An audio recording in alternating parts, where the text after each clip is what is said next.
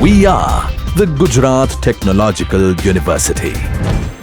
Since its inception over a decade ago, GTU has been empowering young and curating minds to realize their true potential. Over 4 lakh inspired students are enrolled with one of the premier academic universities in India. With more than 450 affiliated colleges in its fold operating across 5 zones of the state, GTU, the International Innovative University, your place to move forward.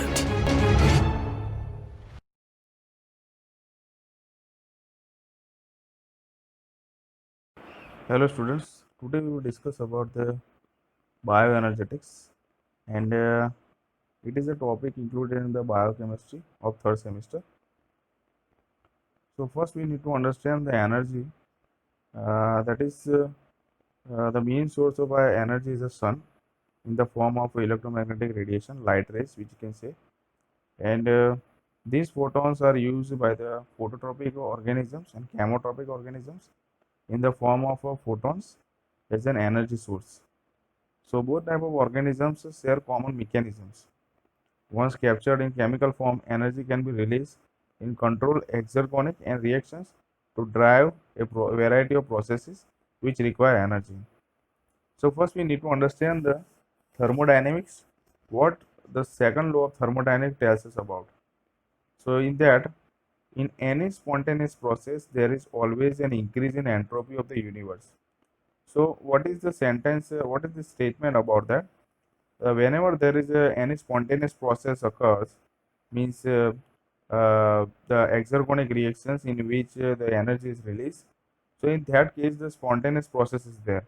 Means the reaction itself is very spontaneous. Means very quick. So in that sense, entropy can be viewed as a dispersal or randomization of energy. The freezing of water and exothermic reaction or process releases heat to the surroundings and thus increases the entropy of the surrounding. The process is spontaneous at or about 0 degree centigrade because the increase in the entropy of surrounding is greater than the decrease in the entropy of the water as it freezes. So there is a relation between the delta S, that is entropy change, and spontaneity. So here are some indications illustrated in this table. So if that the surrounding and the universe has a entropy change that is positive, then the process is spontaneous or not? Yes, the process is spontaneous. The reaction is spontaneous. And if the negative values of correspond to the all values are there, then the reaction will occur in opposite direction, means it will gain the energy. So in the case of third and fourth, what will be the spontaneity of the reaction? The reaction will be spontaneous if delta S of system has a larger magnitude than delta S of means entropy change of surrounding. If the system has an entropy change at in the negative value, then the delta of if delta S of surrounding has a larger magnitude than delta S of what it will indicate that the randomness in the system and the surrounding, depending on the value of that entropy chain, it will uh, give the reaction to become spontaneous or not. So spontaneity, it has a relation with that entropy change and the energy change that is indicated over this equation, that entropy, temperature and heat flow all play a role in spontaneity. A thermodynamic quantity that gives free energy combines these factors to predict the spontaneity of the process. So if a process releases the heat, means delta H, that the enthalpy change is negative and has an increase in entropy, that is delta H is positive, it will always be spontaneous, and that is a statement that the student has to be remembered. The value of delta G for spontaneous process is always negative for the exothermic reactions in which the energy or the heat is releases. So this is table number 2, that how the enthalpy change and entropy change whether the value correspond to positive or negative. According to that, spontaneity will occur at the different temperature. So a small family of universal biomolecule mediates the flow of energy from exergonic reactions to the energy requiring processes of the life. These molecules are the reduced coenzymes and the high energy phosphate compounds. Phosphate compounds are considered high energy if they exhibit large negative free energy of hydrolysis. That is, we can say delta G is more negative than minus 25 kilojoule per mole. The exact amount of chemical energy available for the hydrolysis of such compounds depend on concentration, pH, and temperature, and so on. But delta G values, that is free energy for hydrolysis of these substances, are substantially more negative than for most other metabolic species. So high energy phosphate compounds are not long-term energy storage substances and are transition forms of stored energy meant to carry energy from point to point, from one enzyme system to another in the minute to minute existence of the life or the cell. The term HEC, high energy compounds, should not be constructed to imply that these molecules are unable and hydrolyze or decompose unpredictably. So this is some illustration in graphical is there. So here we can see the ATP. It is a adenosine triphosphate. This is the three phosphate groups, means phosphodiester bondage. And if the activation is energy is provided to the molecule, it will give the energy. Means the concept of the exothermic reaction is there, in which the minus 30.5 kilojoule per mole is there, and that is more than minus 25. That is, we have already seen that, we have already talked about that. If the uh, negative value of that free energy is less than the minus 25 kilojoule per mole, then the reaction will become exothermic. The same thing is happen over here also. When the reactants in which we are taking over here, that ATP molecule, whenever it will go into the transition state and this kind of reaction, it will always produce the heat in the form of energy. So concept of these high energy compounds is discovered by the German American biochemist, the Fritz Albert Lippmann, in the year of 1945. Uh, and for this, together with other research of coenzyme A, he was awarded Nobel Prize for Physiology in 1953, shared with Hans Adolf Krebs. So these are the compounds, and in that we can see the free energy of the hydrolysis is negative, so they are producing the energy in the form of heat or something like that.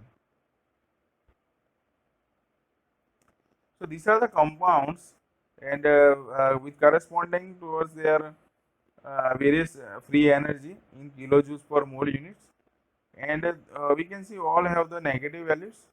So all the compound will produce the energy, and in the form of mechanical or the heat. So this is first we have to understand the resonance structure of these phosphate bonds.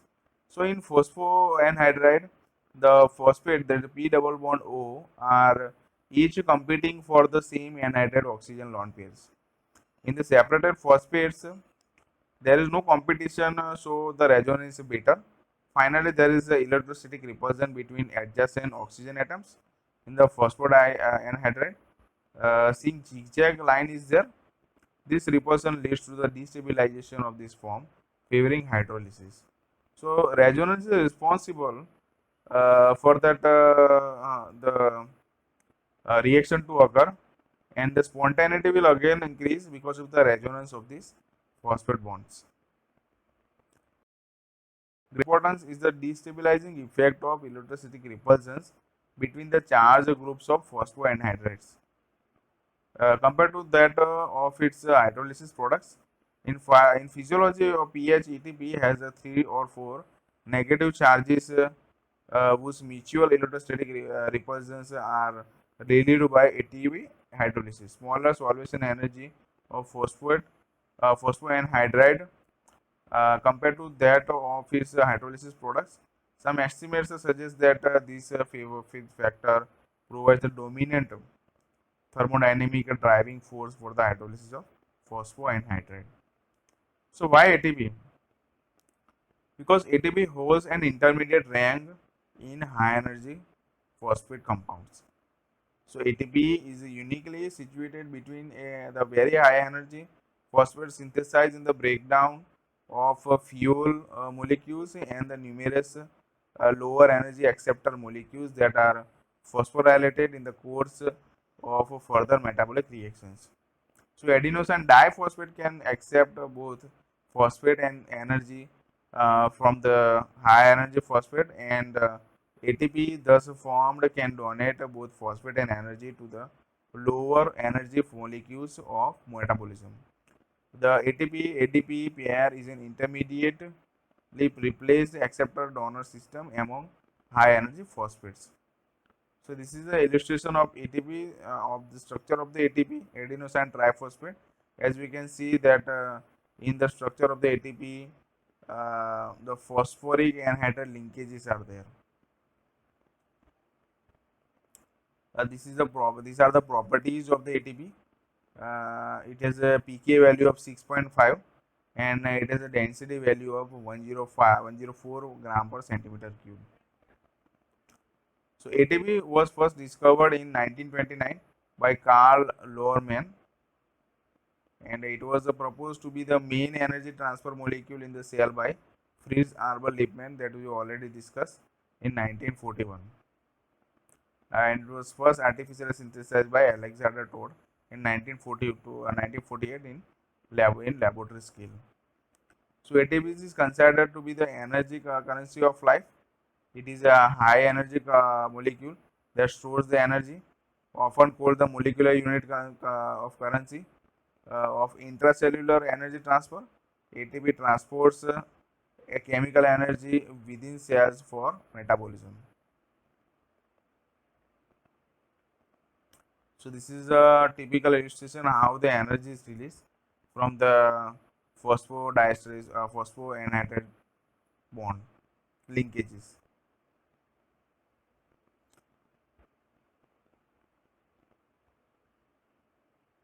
This is how the process occurs when the ATP synthesis is involved as an enzyme for the release of the energy from the ATP. This is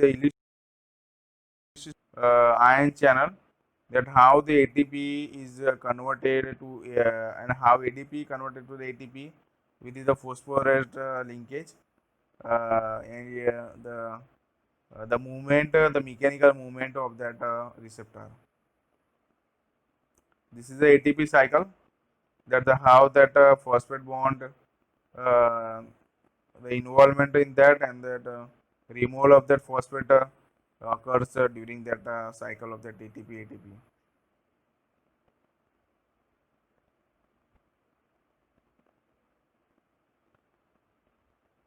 Phosphoric carbonic anhydrates. This is the same compound with the phosphate bonds, and it is also an high energy compound, and it is corresponding the delta G value of minus 43.3 kilojoule per mole, and it is a base when the hydrolysis occurs, it releases the minus 49.6 kilojoule per mole energy. Delta G value is very high, so it is a very high energy compound with large negative free energy values. 1,3-B is phosphoglyceric acid. This is again a high energy compound, and corresponding to that negative value of free energy. This is how that process occurs in the phosphoglycolase system and other system. Thank you. This is the end of the lecture.